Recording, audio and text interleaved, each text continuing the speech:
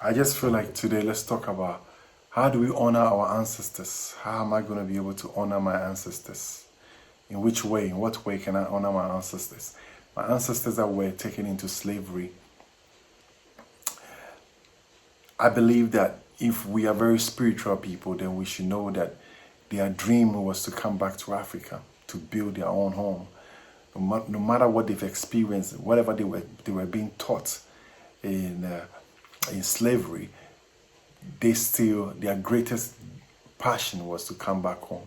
So if you are, if you are in the States or in the UK, wherever you find yourself to be, and you think that you can be spiritually connected to the spirit world, then, without you relocating to Africa, your roots, and it's important for you to go and know how your people used to live, know how your ancestors lived, know and adapt.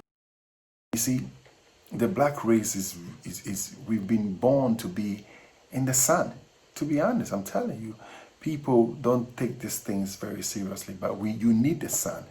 There are certain kind of food that our ancestors were eating. That's why they are strong, And you can see that with this virus, this pandemic, all this coronavirus, all of a sudden, black people, are at risk. Why are we at risk? We are not at risk in Africa, but we are at risk over here. Africa, we don't have any issue at all with coronavirus. We don't have no issue. How many countries have you heard that in Africa? How many cases, how many deaths have you seen? Almost none. Almost none. Don't be deceived.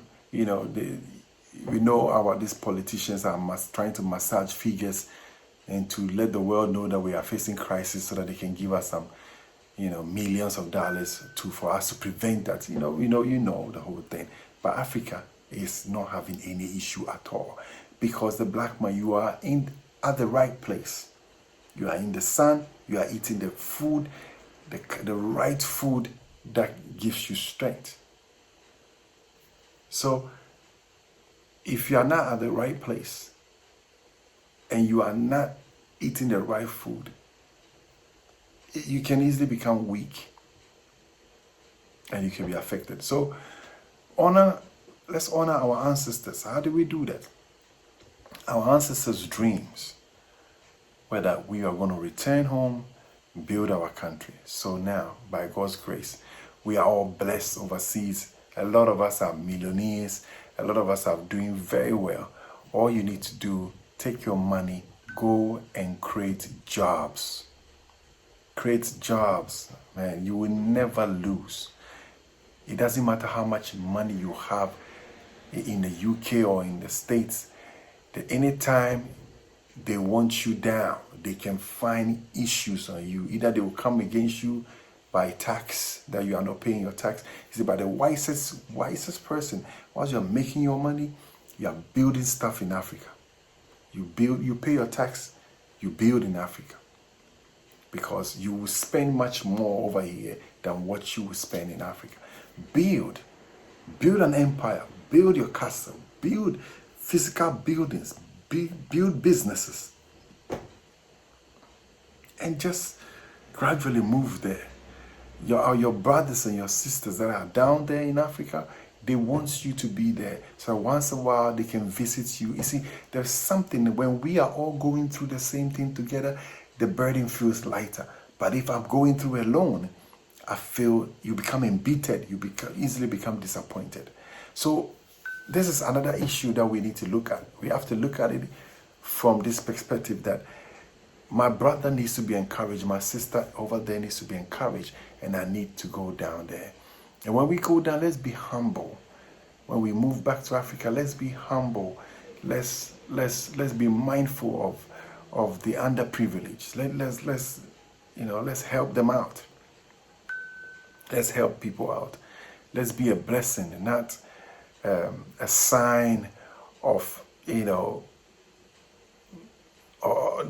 may we not go down there to look down on people. Basically, that's what I'm trying to say, because we are Christians, we love God, and because we love Jesus and everything, we need to try and to move with peace.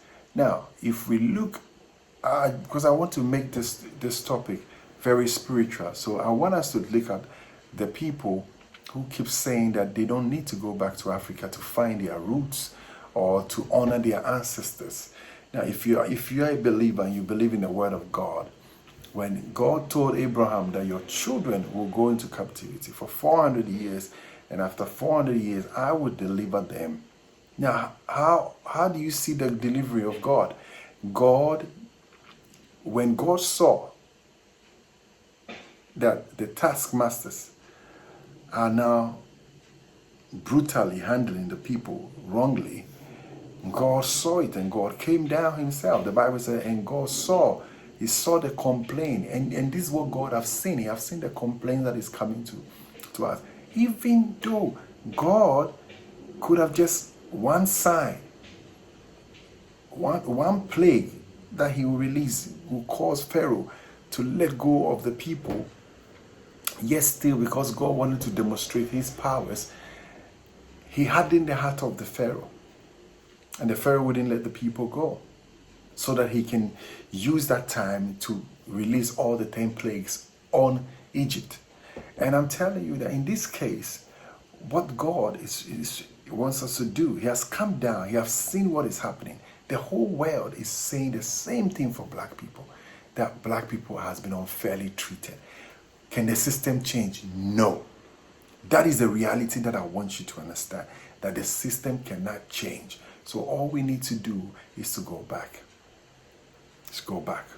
I remember when, was it Jacob? If it's not it's Jacob, yes.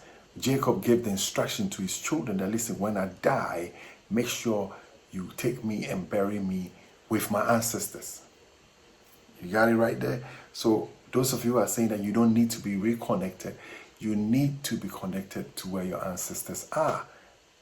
And back then, I used to also think that, I told my wife, I said, you know what, if anything should happen to me, just bury me, anywhere that I am. Just let it go, because my body is doesn't mean anything. It's where my soul is going. It's where I'm going, where my spirit is going. Am I going to heaven or am I going to hell? That is what is important for me. But now I'm telling her also that if there's a possibility that I could be buried in Africa, then go ahead and do it. And I wouldn't mind.